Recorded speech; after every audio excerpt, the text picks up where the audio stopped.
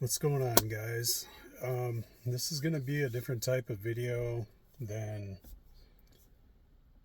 what you're used to seeing from me. Um, I don't post a lot on YouTube. I'm actually making this video for Instagram, hoping I can transfer to Instagram from YouTube, but I didn't want to do it live on YouTube because people comment in and you get distracted. I don't want to be distracted. I want to make my point here. Um, So keep that in mind. I'm going to say some things and you're like, well, where's this guy going? It's mostly for Instagram, but again, I'll post it on YouTube. Chances are nobody's going to watch this video from beginning to end. Doing it totally live. I'm not, I should have made some notes because I'm quite certain I'm going to forget something I want to say. And if I do, maybe I'll put it in the comments below. Um, so again, keep that in mind. So when I say what I'm going to say right now is a lot of people started following me for certain reasons. Again, on Instagram, not YouTube. So this is for my Instagram audience. You've probably noticed lately over the past few years, but especially lately, I've been posting a lot of economic and political stuff, and amongst other things that really started deviating away from my page and what I originally started my page for. And I just want to say, you guys, I understand. I'm well aware, especially to my family members, I am completely aware of how this must come off with some of the stuff I'm posting and some of the stuff I'm saying. I'm aware of that. And despite being aware of that, I'm posting this stuff anyway because it's important. We're living through history right now. Now, years ago, if you've been paying attention, I started posting about the economy and the financial system. I've been talking about this for a long time, since probably about 2013-ish. But a lot of my friends, past coworkers, can all attest that I've been talking about this for a long time. It Once you understand how the financial system works, it was clear as day that everything that is happening today, these days, yeah, I mean, politics has a big and a huge role to play in all this.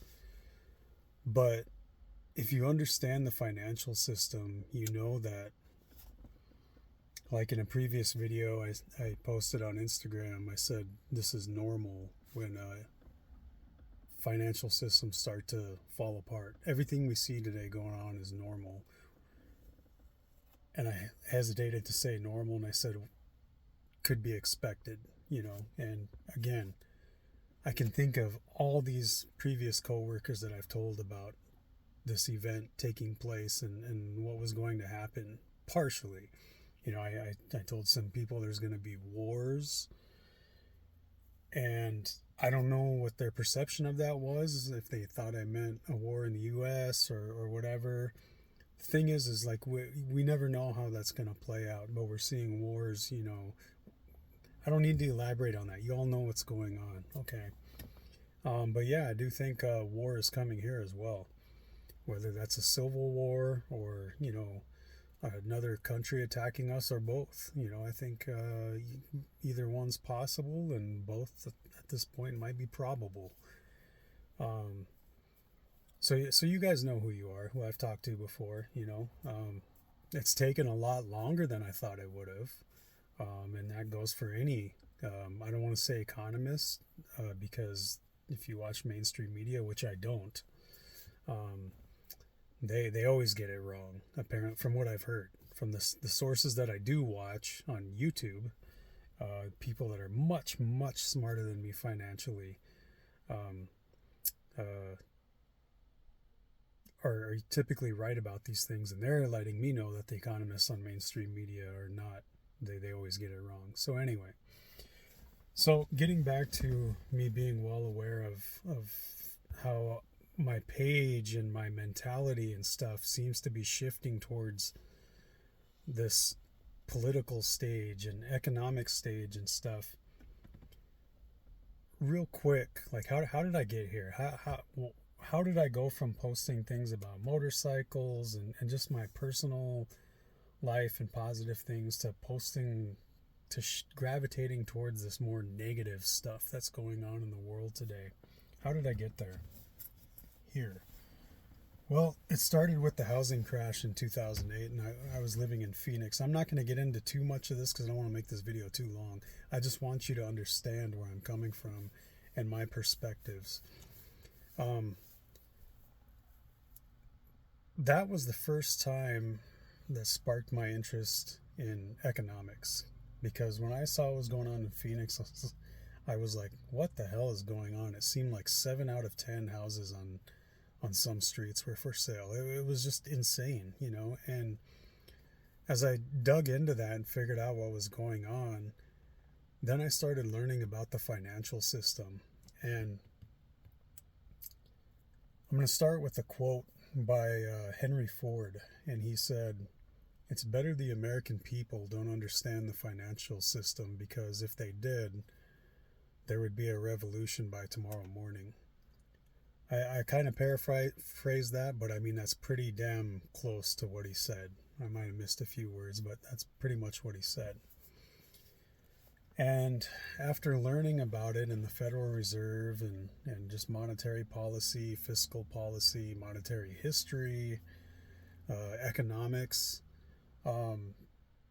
I began to understand, or get a better understanding of how this financial system works. And I venture to say that I understand it a lot better than most Americans. Now, I'm not sitting here, I don't mean that in like an arrogant way or a condescending way or a bragging way, you know, conceited way. That's the word I was looking for. I don't mean it that way. I just mean that I've studied this. They don't teach this stuff in schools, certainly not high schools, or at least they didn't when I graduated, you know, which was quite some time ago. I'm 44 now. So I feel I have a better grasp of how things work than most people do, because to most people, it's really not that interesting, you know, but for some reason, I became very, very passionate about it. I love learning about that stuff.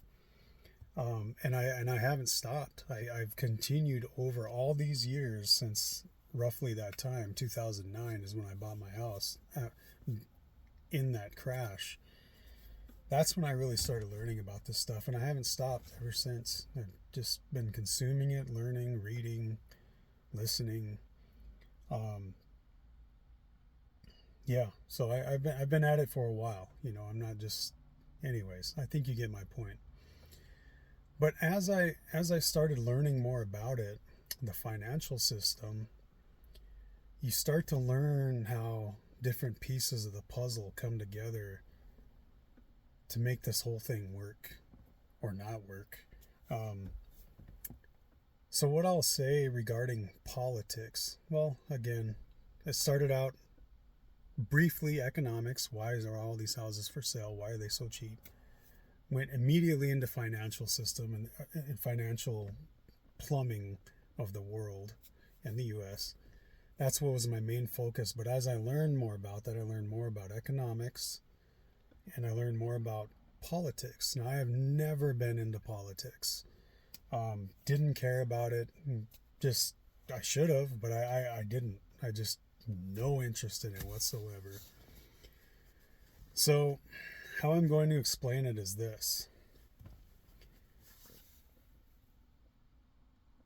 I kind of started looking at this stuff from the proverbial 30,000 foot view. Okay, so in this analogy or metaphor, whatever example, I'm going to say the sphere, okay, the sphere of all this stuff, with the financial system being the foundation, okay? Because in my opinion, the financial system is everything. It is the most important thing above everything else going on in the world, with the exception of how close we are to nuclear war, because as I understand it, we are the closest we have ever been in our nation's history, and obviously that is on par with what I'm talking about in the financial system. Because if that happens, then nothing else matters. At that point, it's just survival, death, and trying to survive. Okay, I understand that. But with everything else, politics, economics, the foundation of it all is our financial system. Because if you don't have a financial system, you don't have any of this stuff. Okay? And that led me to learn about the Federal Reserve. If there's one book that I wish was mandatory reading in every high school throughout America, and I'm going to recommend to anybody who views this video, if there's even anybody that views this video, is to read The Creature from Jekyll Island by G. Edward Griffin. It's a very long book, extremely well researched. But a lot of research was done to produce this book. And look, if you don't like reading, if you don't have an Audible account, there's like a free 7-day trial or free 30-day trial, and you get 2 books for free on that. Okay, so I would recommend starting that account if you don't have one already. Download that book for free, then cancel your account, and you get to keep the book. And if reading's not your thing, then just play it in your car. Now, to give you a real quick example of how long that book is, that audiobook is 24 hours long. That's what I mean. It's extremely well researched. And a lot of research went into creating that book. Anyway, and that'll teach you so much. And I would almost venture to say it'll open your eyes to so much more of what is going on in this political, economic sphere of everything. Okay? So, what you're seeing in my Instagram videos, and if you're wondering why all of a sudden am I posting all this stuff, where did this come from? I scrutinize both sides. Okay? So my opinion, how I explain this to people, is, and again, I emphasize my opinion, it doesn't really matter who the U.S. president is. It doesn't. Now, immediately I'm going to walk that back a little bit and say, yes, it does matter. Because if you have a president in office, I don't know if this is intended for Instagram, but I've also posted videos on a video on YouTube about firearms. So obviously you guys should know I am a huge firearm 2A supporter. I'm not going to get into all that here. I'm not going to justify why I'm into that. That stuff's on YouTube, Instagram. Just know that that's my stance, okay? I already forgot where I was going with that point, but anyway, you've seen I scrutinize both.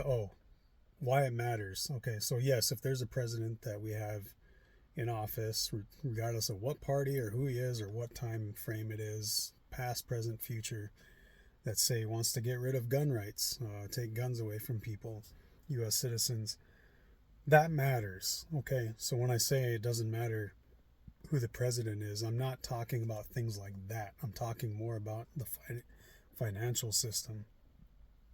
Excuse me, I just ate right before I came out here. So I want to be clear on that.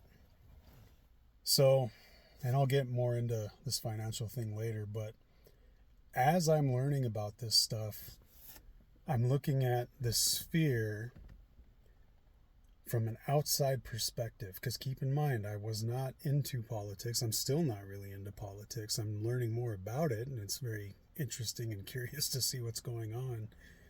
But the sphere, I'm looking at these things from the outside of it, whereas most of the people surrounding me that I know personally are living in that sphere mentally. They have chosen their sides. They have their convictions on why they're going to vote the way they vote. And I have an opinion on that stuff too, okay? Because I mean, it affects my life now. Now I have an opinion about it. Now I'm an adult. When I was younger, I didn't give two shits about it, politics. But I still, with my mindset, try to keep myself at that 30,000 foot view, looking at this from the outside. Okay, I'm not living in the inside of that sphere. Now, as things have progressed recently over these last 4 years is when I really started paying attention, and more so I'd say even in the last 2 years. I would say I started stepping into that sphere and kind of started keeping my head on a swivel this way, if that makes sense. Now, right now on Instagram, with this attempted assassination thing, I am heavily scrutinizing the left, okay? And I think it is well deserved. And this might be very insensitive considering what happened to Donald Trump, but I scrutinize him as well. I scrutinize both sides because, again, my mentality is to look at it from the outside. And it's so interesting, you guys. It's intriguing. Like, if you are a person who, I'm not even registered to vote. If you are a person who is registered to vote and you are heavily involved in politics, you're you know, that's your thing. You have very strong opinions about it. I'm going to urge you for just a moment, just try this, okay? Just hang with me here. Just try this. Try doing that. Try backing out of that sphere and just look at what's going on both sides. Just look at it. It's like we're living in a movie, you guys. But if you know history and you know monetary history and you know monetary policy from the Fed, this is all expected. It was a no-brainer that all of this stuff was going to come to pass. And other people see it too. You know, they could see it politically. They probably could see this stuff happening and coming. And they're looking at it through a political lens, whereas I'm looking at it through a financial lens. There are people who are religious. I am not religious. Who are looking at it through the lens of religion, saying, you know, these are the end of times. The Bible says this, you know, and says that. And they're looking at it through that lens, you know. But I implore you to just try and step back, take a breath, back out of it, try and get your bias out of the way, and just look at what is going on. And again, it feels like a movie. I honestly think, you guys, this nation is lost. You know, on Instagram, I made a video just before this assassination attempt thing, saying that I don't think I was going to vote. And over the past few days, I've been struggling with this internally so much because, another thing I want you to look at from that 30,000 view outside the sphere is I want you to just think. Just stop and think, regardless of what side you're on. Just think about our current state of government. Again, regardless of what side you're on. Think about how corrupt it is. How corrupt it is. And I'm going to tell you right now, with either candidate, you can disagree with me on this, that's fine, that neither one of them is going to save this fucking country. They can't. Their mentality is not right to save this country. Now, I believe Donald Trump believes he can, and I think all of his followers thinks he can. But I don't believe he can. And here's why. What does it take to rule a country? To conquer a country? What does it take to maintain a country? What does it take to fight wars? What does it take to have an economy? Money. Okay? Money. Now, some of you might be enough knowledge, might have enough knowledge to know some of our monetary history. You might know what the Bretton Woods system is. You might know what the gold exchange standard, or gold exchange system was. You might know what the gold standard was. You might understand the definition of fiat currency. Or what are some other examples I can spout off here off the top of my head? Again, this is the problem with going live and not taking notes.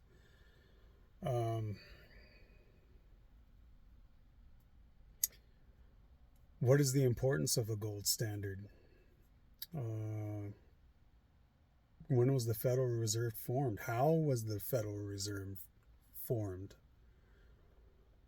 Creature from Jekyll Island. It was formed in private by some of the world's wealthiest men. They essentially tricked Congress into instilling it. The IRS was born at the same time, and bam, they enslaved us all. They enslaved us all. Now, because we have a Federal Reserve, and because we are currently living in a Keynesian economic system as opposed to an Austrian economic system, how many people know there's those two different types of economic systems, what the difference is and which one we're living in? I'd venture to say not much. I'd venture to say 90% of the populace that has no inkling of how the financial system works is even aware of this. Sorry, I'm very passionate about this. I'm going to have a tendency to go off on tangents and then lose my train of thought. But, yeah, I totally lost my train of thought. I'll go through and review the video and be like, oh, damn, that's what I meant to say and where I meant to go with it. But anyway, too late. You guys, not one candidate up there, Donald Trump or Joe Biden, or any of the candidates on either side, past or going to be current running candidates for the DNC, if there are others, are talking about this aspect, the financial system. Yeah, they're talking about inflation and how are you going to get inflation down and stuff like that. That's not what I'm talking about here, you guys. I'm talking about the very foundation of what the fuck is running this country and what's driving it to the ground. It is the Federal Reserve and these major investment banks like JP Morgan. I'm talking about the influence of the World Economic Forum. You guys know what that is? Look that shit up. By 2030, their agenda is you'll be own nothing and be happy. You're going to eat bugs. They're going to own everything. They want to instill a CBDC, a central bank digital currency. If you don't know what that is by now, and if you don't understand the dangers of that, you should probably get educated on that really, really fast. And I mean like right now. There's a lot of negative things. There's a few positive things I can think about of a central bank digital currency, but believe me when I say this, the negatives far outweigh. It's not even a competition. The pros of that system, the cons, that scale is broken. I mean, it tipped over, fell off the table, broken on the imbalance of pros versus cons on that aspect. Again, I posted previously on my Instagram, but if you're watching this on YouTube, you're not following me on Instagram, what I'll say is this: if you don't know what is the danger of a central bank digital currency, and there are many, but I'll just point out this one thing. Think about the peaceful protest the truckers did in Canada, And when they didn't fall in line with what their government's agenda wanted and mandated, what did that government do? Froze their bank accounts. Anybody that had any affiliation with them monetarily, their bank accounts got frozen. They were red flagged, and that red flag will be on their bank account and follow them for the rest of their lives for peacefully protesting against what the government mandated. That is all you need to know about a central bank digital currency and why it is incredibly dangerous, it is evil, it is oppressive, and it is authoritarian. It's the highest level you can go.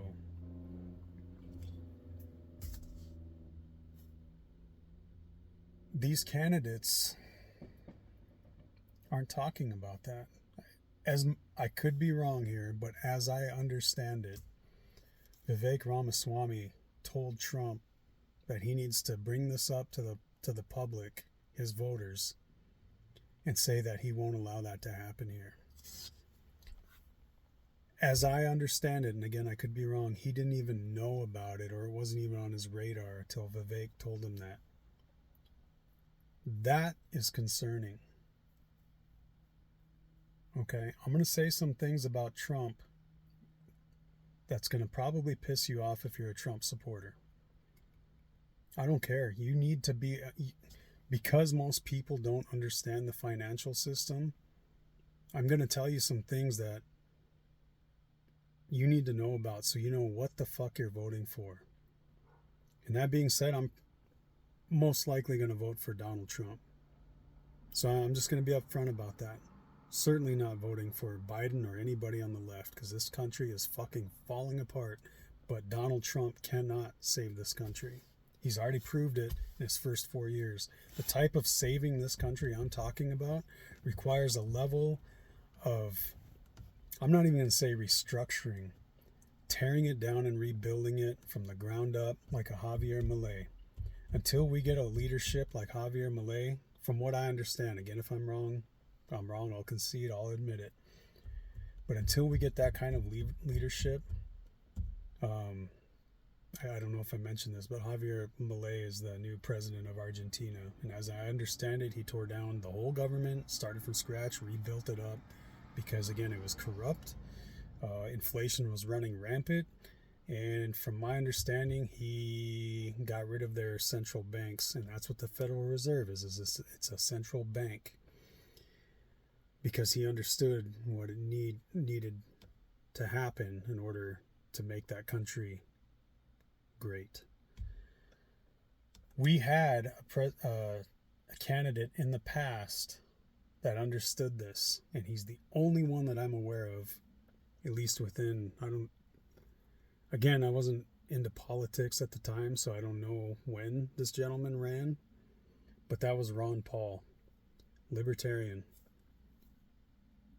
Greatest president we never had. That guy is amazing, and he still puts out content today called The Liberty Report on YouTube. Highly recommend it. Put out a great video today that is relevant to what I'm speaking about today.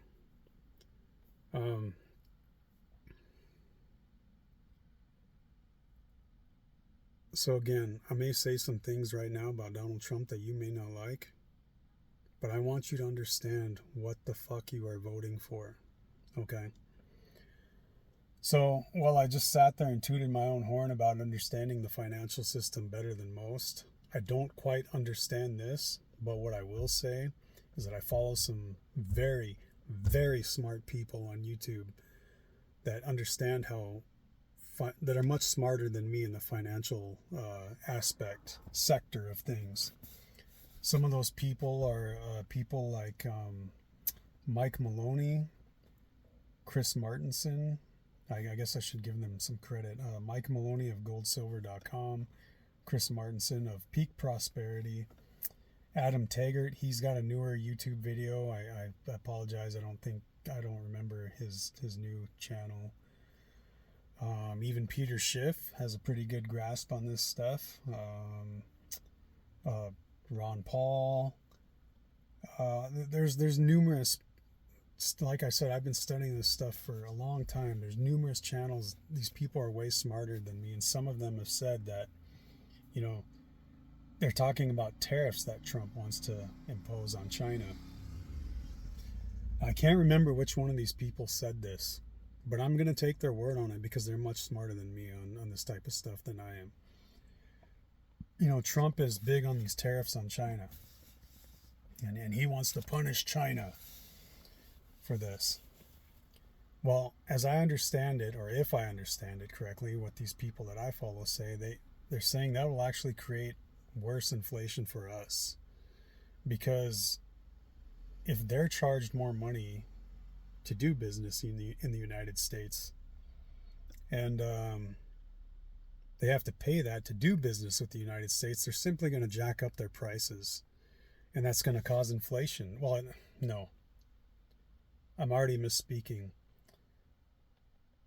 It'll be like the effects of inflation, because inflation is expansion of the money supply. Prices going up is not inflation. That is a symptom of inflation.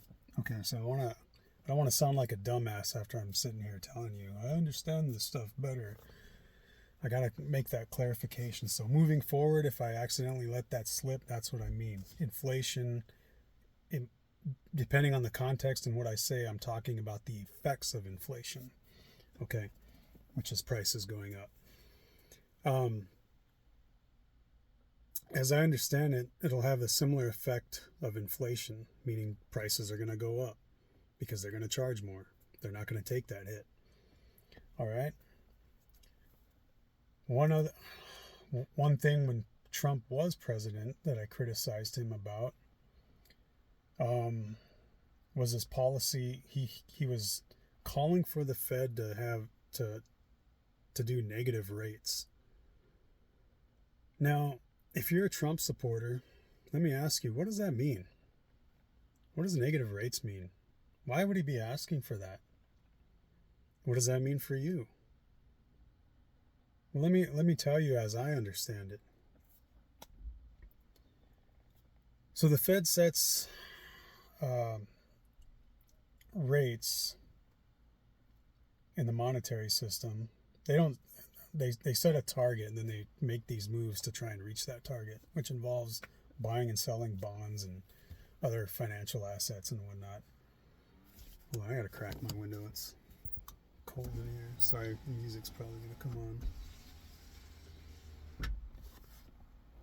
Right, turn you off, turn you off, turn you off, turn you off. Nope, turn off. Okay. So what that means is, right now we have positive interest rates. It's always been that way nominally. Okay, again, here's some of that financial speak. Nominally. Now you know what, I don't want to convolute this. If you understand this, you can argue my point, and I would agree with you, but I'm not going to get into that. I don't want to make this too convoluted. Let's just stick to basics here. Trump was asking for negative rates. Why would he do that? Why would you have a president asking for negative rates?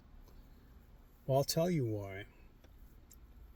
First of all, it would most likely jumpstart the economy, which you might say is a good thing, right? I mean, yeah, a good booming economy is a great thing, and it's a great thing for this nation. Sorry, I got a guy going through the neighborhood. He looks a little suspicious. I kind of just keep my eyes out for that stuff. He's driven by at least twice. Anyways. Sorry, that's my mentality. Pay attention to these things. Try to. Anyways.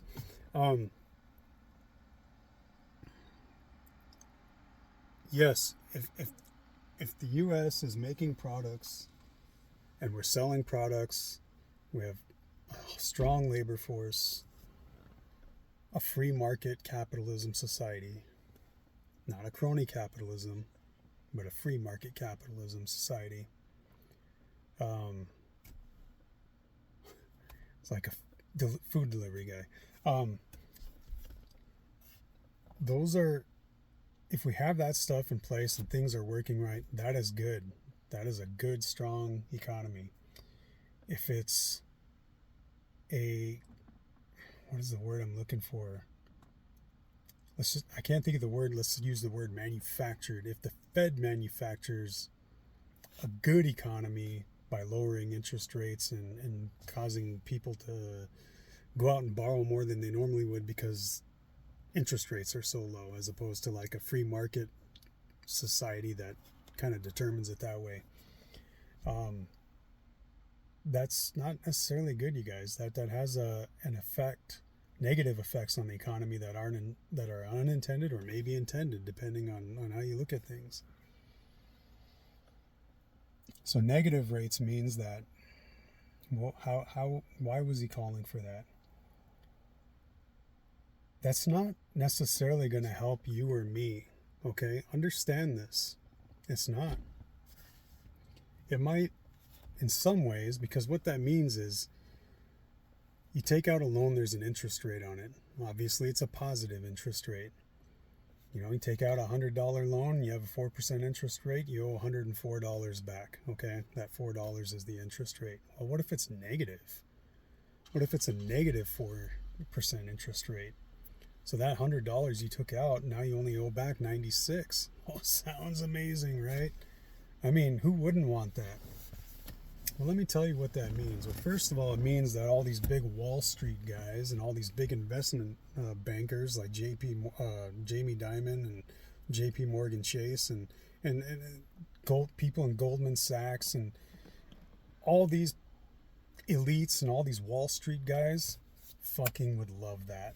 That would be a wet dream come true, because these are the guys that have billions of dollars to invest, and they're actually getting free money out of the deal because they don't have to pay back that full amount of money, and they can find a way for us, the middle class, the working class, to pay for it. And I guarantee you that if they did some reckless investing or reckless spending, these investors and Wall Street guys, they would find some way that when that didn't work or it came crashing down, that we're gonna get stuck holding the bag. We're gonna eat the bill on that. Guarantee you, that's what that would be. So, you know, I have to imagine. I don't follow Trump too closely. I imagine he's got some friends in high places that are involved in finance and business and would benefit from that greatly. He would say it's for the economy, and maybe that's a half-truth, but make no mistake, he would have some friends and some people that would support him and further support him because of that reason alone, that are in high-up spaces. How does that affect you and me? Well, sure, we might, be able to take out a loan and a small loan and, not have to pay it all back because of that negative interest rate. But what it also means, you guys, is that our bank accounts, our banks would start charging us to put money in, to hold money in the bank. It would. Do you think that if a bank loans out money, regardless of how or who they loan it to, that they're going to eat it in the shorts, that they're going to take those losses? Hell no, they're not going to do that. That negative rate means they're going to pull money out of your account just to keep your money in that bank. That's what a negative interest rate is. So I need you to know that when you're voting for Trump. And it's okay if you vote for Trump, if you have your convictions, your other reasons, and I get it with everything that's going on. My goal here is just, I want you to know what the fuck you're voting for, because nobody is talking about this financial system the way it needs to be talked about. What else? Are you hurting by inflation today? That's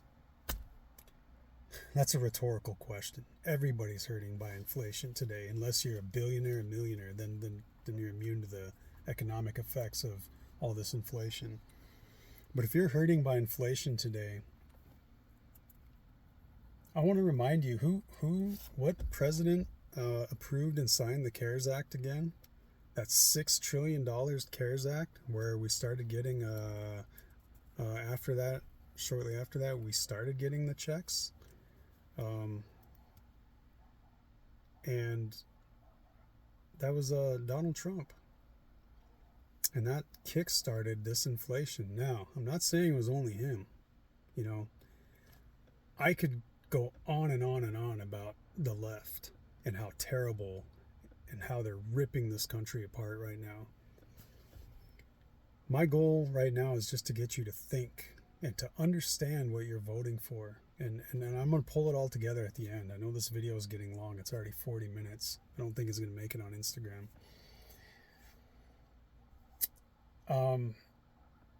Biden certainly contributed to that. You know, stop drilling, go for this Green New Deal, price of oil goes up, price of everything goes up because everything you look at around you, unless it's Mother Nature, is touched by oil. Everything, food, products, everything was carried to your location by some semi, some driver. It was touched by oil in some way or another. Okay? So yes, he's got a lot of blame too, but don't underestimate, don't forget, Donald Trump kick-started this in an economy that was already starting to go down the shitter. If you don't believe me, September 17th, 2019 repo market, Google that. That didn't happen on Biden's watch. That happened on Trump's watch. It really had nothing to do with Trump that I can piece together, but it happened under his watch. And a series of things happened, including COVID, obviously, after that. But just know that he kickstarted that, okay? He definitely had a hand in that. God, there was one other important thing I wanted to bring up about Trump that I'm criticizing, and off the top of my head, I cannot think what it was. And it's so important, having to do with the financial system. But anyway, guys, let me try and wrap this up. I might jump back into that sphere here, but let's back out of that sphere. So the reason I was struggling with my decision on whether I wanted to vote or not is because, and Ron Paul says it good in this video he did today, is that everything is so corrupt. Everything is so corrupt. And you look at now, they're talking about the Secret Service failing, and this was Dr. Chris Martenson, Peak Prosperity, just did an excellent video reviewing this whole thing, and it's so fresh, and he's already on it, investigative. If we had a media like Chris Martenson today, I mean, this world would look like a different place entirely, and I can promise you that. I'd recommend watching his channel. If you have that poison just snaking its way through the entire government system, one man can't fix this country. You just can't. I honestly think that we either have to have someone like a Javier Milei or a revolution to fix this country. And when I say revolution, you automatically think to this stuff, right? That's history shows that's probably what it would come to. That's not what I'm saying or advocating for. I'm not pushing that. I would say a peaceful revolution. Try that first. You know, if the country decides they need to move in a direction of revolution, try a peaceful one first. The outcomes, if successful, would be way better than all that death. Okay? I would never want that to happen.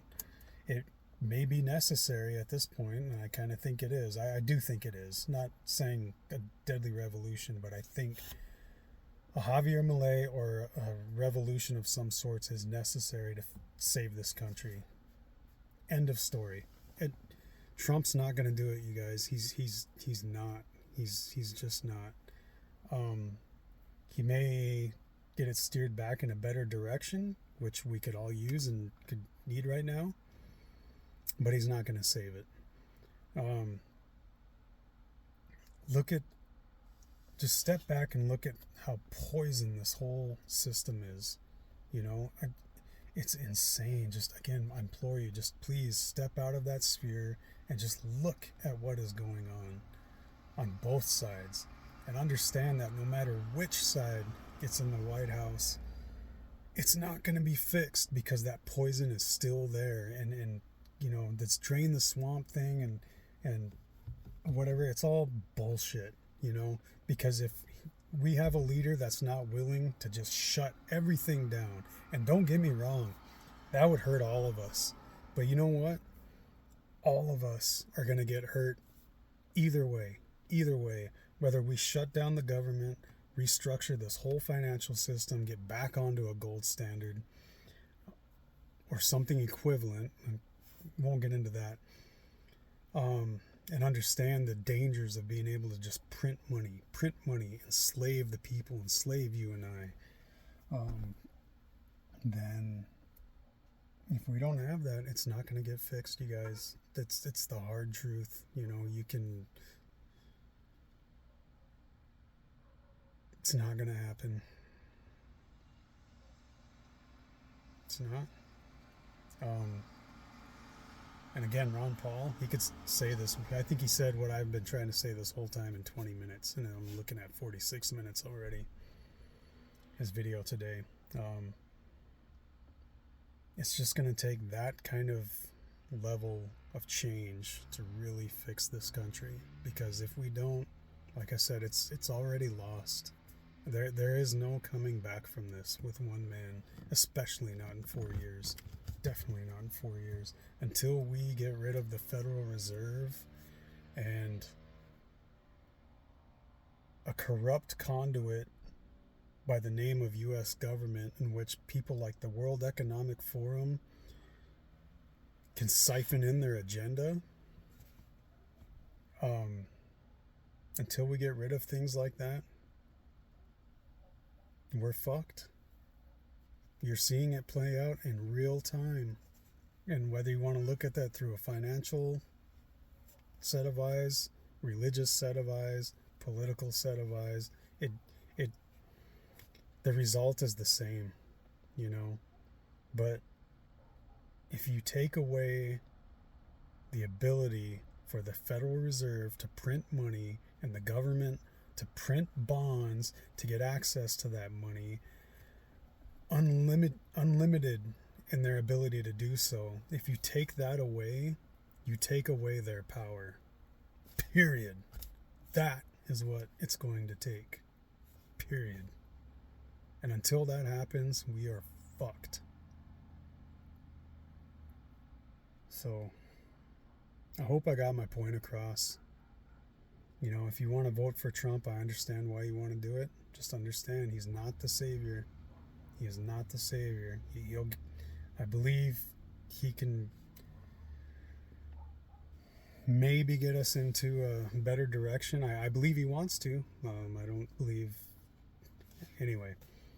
But this evil entity, these elites that are really running the country, using the corrupt conduit government to get it done, if those people are stopped, it does not matter who is president. You're going to see some crazy fucking things happening in the future. In 2018, sounds terrible. I'm a dad.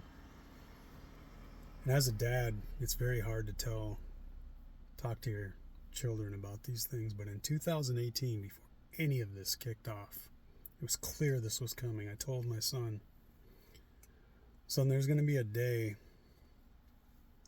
when we go to the grocery store and you're going to have to carry a gun with you.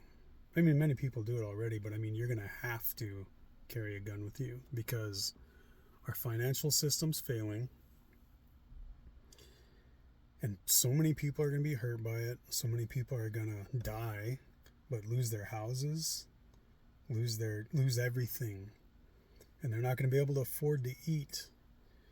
And based on the steps that we're taking in 2018, actually since 2013, but I'm having this conversation in 2018, based on the steps we're taking to help us get through those periods, If we're pushing out a full cart of groceries and there's people outside that are just waiting to rob people like us because they can't afford to eat, and they've been pushed to the something they wouldn't normally do, but they're so desperate they have no other choice. This is the only way. It's a matter of survival. To tell your son that you're gonna these things, you know,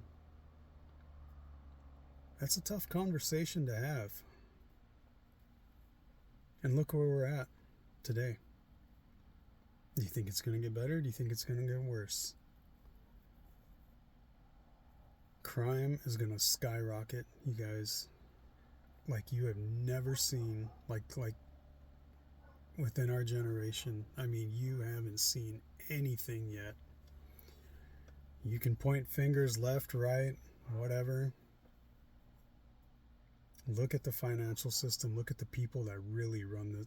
When you hear of the deep state and the elites, think of people above this entire government. These banksters, the Federal Reserve, the Bank for International Settlements, the World Economic Forum. Look at those guys. Study that a little bit. Let me know... well, probably haven't watched it this far, but I'd be curious to see what you learned and how your perspective would change. Excuse me.